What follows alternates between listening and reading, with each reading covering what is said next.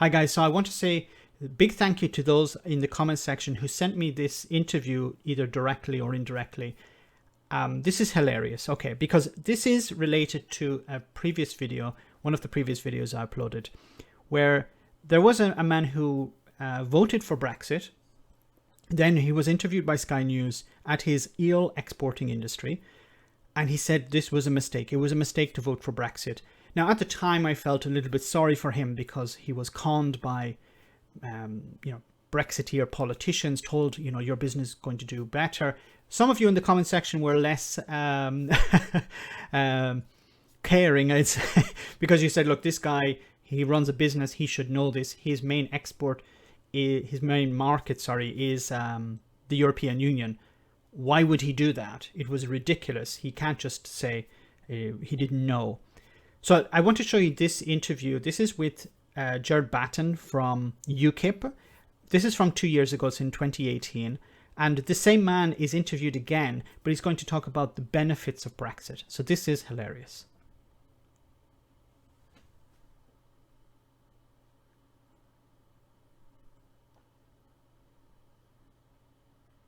So we're at UK Glass Eels in Gloucester, where the owner and managing director Peter Woods is talking to UKIP leader Gerald Batten about how his business will be affected by Brexit, a business that's very unique in this country to do with the export of elvers.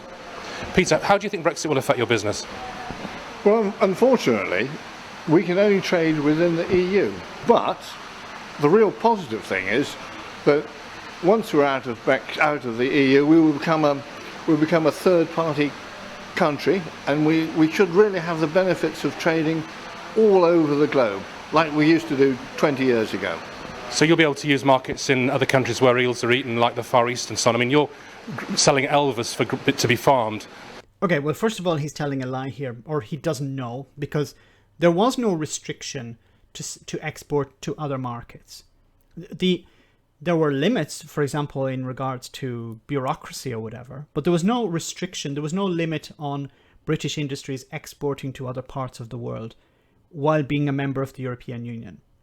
Now, there's two possibilities. Peter didn't know this, or he did and he's lying.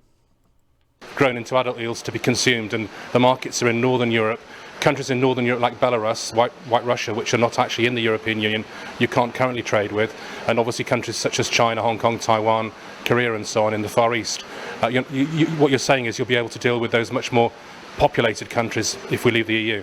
Yeah, I mean, it would be marvellous to be able to trade with Belarus. It's a country which is really suited to our recovery plan with the translocation of the glass eels from an area of plenty to an area where there is no eels and really virgin habitat there. And then okay, but why would you say it's better to leave my current export market and start a new market somewhere else, where he said himself it's a virgin market? There is nothing. There are no competitors, basically. But there are probably no competitors because there is no market there. But even if that were the case, you could still export to them, being a member of the European Union. But of course, Jared Batten doesn't interrupt and say, actually, no, that's wrong. You can still export, because he is part of this manipulation.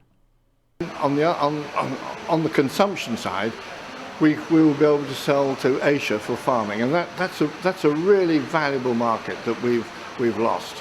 And you're repopulating these countries. The River Severn fishery affects 3 constituencies, doesn't it? Gloucester, the Forest of Dean and Tewkesbury. And it's a very rich area for elvers and eels. And you're repopulating countries such as Belarus, for example. Yes, I mean, the unique funnel shape of the Bristol Channel means that we have an exceptionally large recruitment of glass eels here. And then we can translocate these to all sorts of areas, or where we're able to, or maybe we still are able to new places for these eels to live in Europe, which could be in Holland or Sweden. I mean, but you can do that as a member of the European Union. We have over the years shipped 30 million of these little eels to Sweden for their recovery plan. But at the moment, you're only allowed to trade within the EU because of EU legislation, effectively. So your business, as I understand it, you've got about 300 fishermen relying on some level of their income from your business, and about 10 people in the office here and in France as well, basically. Yes, that's absolutely right. And of course, the supply of baby eels here is a finite resource. We have competition from the French, and we really want to make the best of this resource. I mean, just to interrupt, in the previous interview, he said that if there is extra bureaucracy, for example, the ones in France will just buy from the local ones in France. So the customers in France will just buy from the French. Probably they were buying from the UK, maybe because the quality was higher or something. But he himself said, if there is this extra bureaucracy, those customers in France or in other parts of the EU will just buy from the French. A real opportunity to sell at a good price outside the European Union. Okay, so Brexit would be positive for you, particularly as I understand the French government are subsidising their own producers, which the British government's not doing. So you're up against unfair competition at the moment, basically. Oh yeah, I mean, apart from the official support the French government give to the French fishermen, of course, their season is much earlier than us, so they get the first bite of the cherry. So by this time of the year, most of the market has been filled by the French producers.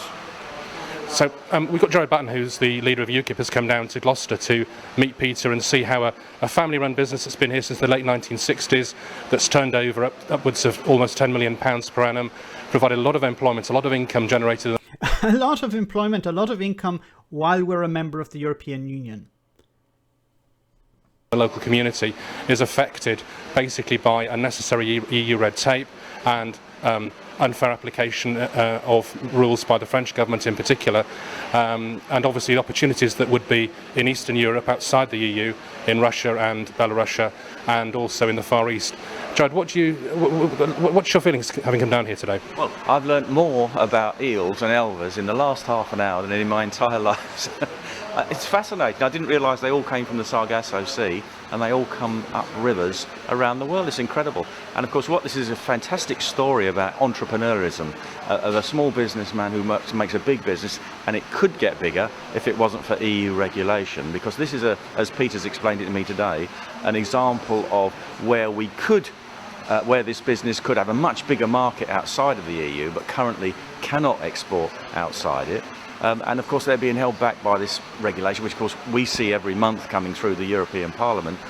Okay. So, now once again I still feel a little bit bad for Peter, because Peter is being manipulated by these people. Gerard Batten knows he's lying. Gerard Batten is lying and he knows it. He's a charlatan. He's a crook. He understands that Brexit is going to create problems for this man's industry. And he stands there with a brass face and says, once you get out of the European Union, all of this that you have built up, he has commended this man for building up this business. While this was in 2018, remember, while the UK is a member of the European Union, while he has access to these markets and he's successful, and he's telling him, no, what you need to do is you need to leave these markets and start selling somewhere else. This is a charlatan.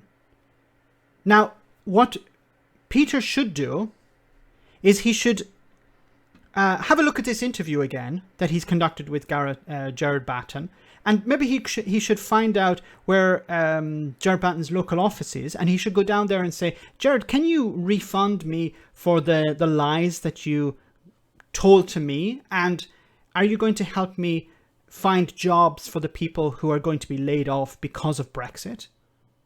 Maybe he should also call Nigel Farage or maybe Boris Johnson as well, because they told him, particularly Batten here, but those people also told him similar lies. Don't worry, your business is going to be much better after Brexit. You're going to be able to access Asian markets that you can't now, which was a lie. You'll be able to access Belarus, which you can't access, which you can access, which was a lie. you don't need to trade with the European Union. I know it's your biggest market at the moment, but ignore that. We're going to expand all over the world. These people, Jared Batten will be perfectly fine. Jared Batten will not be living under a bridge. Jared Batten will not be signing on to universal credit. Now, Peter may not be, but I'm sure some of Peter's staff may have to. Boris Johnson, Jacob Rees-Mogg, Nigel Farage, those people, and Jared Batten as well, these people will be perfectly fine. They will not suffer the consequences of Brexit. This man is suffering it, and his staff are going to suffer it. His staff, Peter is an elderly man, no offense to him, but it's possible that he can sell this business if it goes under, have a bit of a nest egg, and he can retire on that. His staff cannot. His staff, maybe younger people, will have to sign on to universal credit. Jared Batten will not have to sign on to universal credit. Boris Johnson will not, even though Boris Johnson is complaining about having to live on only £150,000 a year. Nigel Farage, chauffeur driven around in a Range Rover to check in on hotels. He's not going to be affected by this. So you have a business owner who's been lied to and regurgitating these lies. Now, I don't know if Peter didn't know at the time that leaving the biggest market that he had to start off something new would be risky or would be damaging to his business. Either he didn't know or he pretended not to know. I think his best approach would be to give a phone call to Jared Batten and say, Jared, can you refund me some of the money that I lost over Brexit? That's the least you could do, Jared. You're on an MEP pension at the moment. He's no longer an MEP, but he still has the pension. Perhaps he could distribute some of that back to the people he lied to, the people he conned. Maybe Nigel Farage could do some of that as well. Sorry guys, I'm a bit animated here, but this isn't the whole interview. I'll leave a link to the full interview in the description of the video. But these people lied to small businesses. The small businesses regurgitated these lies in interviews like this. And if these businesses go to the wall, ordinary people will suffer. And I've been saying this from the very beginning. The working class, the poor, are going to suffer the consequences of Brexit. Not Jared Batten, not Nigel Farage, not Boris Johnson, not Jacob Rees-Mogg. Ordinary people. These ordinary people will be forced onto universal credit. They'll be forced to sell their homes. They'll be forced to sell their belongings into a life of misery because of charlatans like this. I'll have to end here. Let me know in the comment section, guys, what you think. As always, your comments are greatly appreciated. Thanks a lot. I want to say a big thank you to all of my patrons. You ensure that this channel continues to exist. I'm eternally grateful for all of your support. If you join Patreon, you will receive instant access to our Discord server, where we have both audio and video chats. You can chat with me and other patrons, where we discuss important and non-important issues. Becoming a patron per month costs about the same as a large coffee, so why not check it out?